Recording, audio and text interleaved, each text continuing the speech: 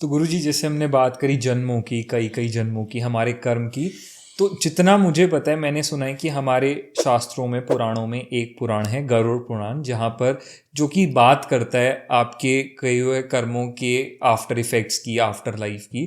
तो उसके बारे में कुछ बताओ कि वो क्या है, उसके अंदर क्या कुछ मेंशन है। उसमें मेनली मानव जो नॉर्मली कर्म करता ही है, जी जैसे किसी के साथ छल करना, कपट करना, जी ईर्ष्या करना, द्वेष करना आदि आदि, वो नहीं करना चाहिए। उसका आफ्टर लाइफ फल क्या होता है वो सब बताया गया।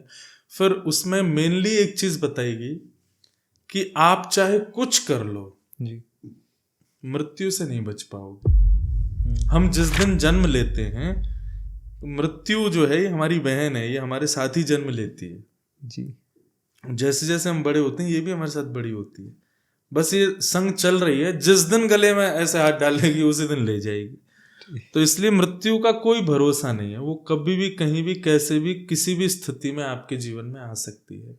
तो ये बात भी गरुड़ पुराण में बड़ी श्रेष्ठता से बताई गई। उसमें एक कथा बड़ी प्रसिद्ध है, मैंने एक जगह और पॉडकास्ट में सुनाई थी कि एक तोता बैठा था डाल पर, जी और यमराज जी नीचे से जा रहे थे। तो यमराज जी ने उस तोते को देखा, जोर से हंस गए। जी तोता तो बड़ा खुश था, लेकिन जब यमराज जी देख के हंस गए तो तोता घबरा गया। बोले ये यमराज मुझको देख के क्यों हंस रहा है? जी यमराज का हंसना कोई अच्छी बात है? अरे भाई, कुछ लोग ऐसे हैं संसार में, यदि ये देख के हंस जाएं, जैसे कोई हिटलर टीचर हो, क्लास में आती तुमको देख के हंस जाए, तो समझो आज तुम्हारी पनिशमेंट शायद पहले से तय करके आया है। तो तोता तो बीमार पड़ गया। तोता के मित्र थे गरुण जी, भगवान के वाहन।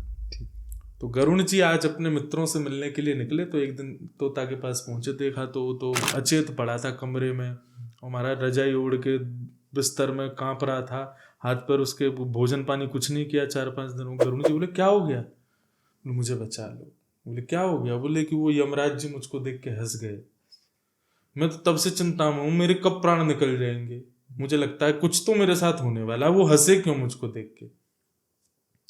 तो चिंता मत कर, शायद यमराज जी को तेरा घर पता चल गया है, तुझे लगता है यहाँ पे वो मृत्यु भेज देंगे। ये गरुड़ पुराण की कथा है। जी चल मैं तुझे एक जगह ऐसी लेके जाता हूँ, वहाँ यमराज क्या, यमराज के पिताजी भी नहीं आएंगे।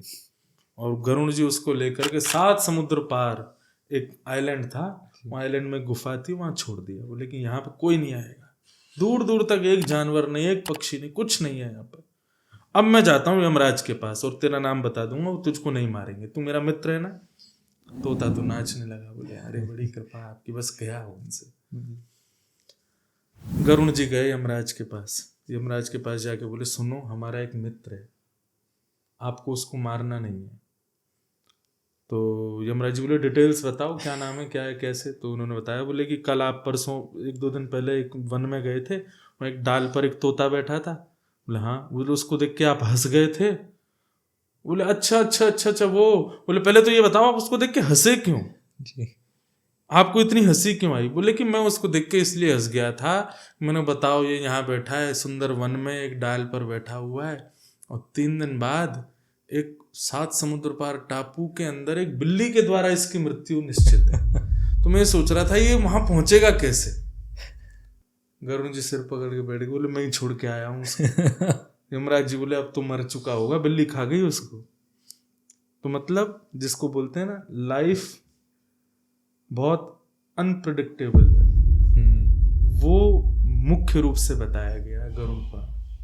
आप कुछ भी कर लो, कितनी भी व्यवस्थाएं कर लो, कितने भी माइकल जैक्सन ने, कितना डॉक्टर्स की टीम पूरी चलती थी उसके साथ, वो चाहता था कि मैं लंबी आयु जीऊं, वो उतनी भी नहीं जी पाया जितना आज का सामान्य व्यक्ति जी लेता है। जी यही बात गरुड़ पुराण में मुख्य रूप से बताई गई कि भाई आप ठीक है कमाई करो, नाम कमाओ, शोहरत कमाओ, रिश्ते बनाओ, जे करो वो करो, सब कर लो, लेकिन एक बात याद रखना, अंत में केवल एक ही बात सत्य है, और वह राम नाम सत्य है। और कुछ भी सब असत्य हो जाएगा, कुछ भी सत्य नहीं। तो इन्हीं बातों को बहुत अलग अलग कथाओं से मुख्यतः बताई गई है। वहां पर वो कथा इसलिए सुनाई जाती है गरुड़ पुराण की कि भाई व्यक्ति एक तो मर गया, अब बचे हुए जो लोग हो कर्म सुधार लो अपने, क्योंकि मृत्यु समय नहीं देगी फिर आपको। अच्छा, एक चीज क्या होती है कि व्यक्ति को रिग्रेट होता है मरने के बाद बहुत ज्यादा। जो हमारी सोल होती है, आत्मा, उसको मृत्यु के बाद इतना रिग्रेट होता है, इतना रिग्रेट होता है कि मैंने एक अज्ञात परिवार में जन्म लिया जिनको मैं जानता भी नहीं था, फिर उनको अपना बना लिया। मेरी माँ है, पिता है, भाई बंधु, सब कुछ। ठाकुर जी ने मुझे कितनी सारी अपॉर्चुनिटीज दी, वो सब याद आती हैं उसको। मैं स्कूल गया, कॉलेज गया, ये किया, मैंने उसके साथ इतना गलत किया, वो सब उसकी रील्स घूमने लगती हैं उसके आगे। कई लोगों को तो मृत्यु से पहले दिखने लग जाता है ये सब कुछ, पर मोस्टली रिग्रेट होता है मृत्यु के बाद। मुझे यहाँ पे भी अवसर मिला था, मैं तब भी सुधार सकता था, मैंने ये गलत काम किया, मैं तब भी सुधर सकता था, मैंने इतने जीव हिंसा की, इतने लोगों का गलत अपराध किया, और आज मुझ पर समय नहीं था और मैं मर गया। अब वो सारे चार्ट लिस्ट जो है वो उसको दिखाई जाती है कि ये तुमने किया है, अब ये भोगने के लिए तुमको फिर जाना पड़ेगा। और सुनो, ये तो इसी जन्म का, ये पिछले जन्म के और पड़े हैं पीछे, ये और तुमको भोगने हैं। तो उसको इतना रिग्रेट होता है कि मैंने क्यों गवा दिया अपना मानव जन्म। मैं मानव जन्म को एक नाम दे चुका हूं, उसको कहते मौका, अच्छा, अवसर। जी, इंग्लिश में क्या बोलेंगे? अपॉर्चुनिटी। अपॉर्चुनिटी। ये आपको मिली है, मुझे मिली है, टू रिक्रिएट एवरीथिंग एंड सब चीज को सुधारने के लिए। जिस दिन लग जाए कि नहीं ये मुझे अब ठीक करना है, बस उसी दिन सबको ठीक कर लो, तो कर लोगे, नहीं तो नहीं कर पाओगे।